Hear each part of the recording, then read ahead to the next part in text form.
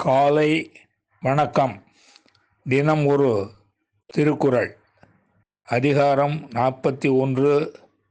கல்லாமை. குறள் 406.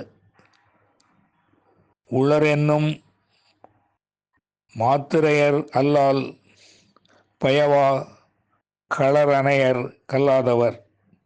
மீண்டும். உளரென்னும் மாத்திரையர் அல்லால் பயவா களரணையர் கல்லாதவர். இதன் விளக்கம்: கல்லாதவர் உயிரோடு இருக்கின்றனர் என்று சொல்லப்படும் அளவினரே அல்லாமல் ஒன்றும் விளையாத களர் நிலத்திற்கு ஒப்பாவர் என்பதை அறிந்து கொள்க. மீண்டும். கல்லாதவர் உயிரோடு இருக்கின்றனர் என்று சொல்லப்படும் அளவினரே அல்லாமல் ஒன்றும் விளையாத களர் நிலத்திற்கு ஒப்பாவர் என்பதை அறிந்து கொள்க.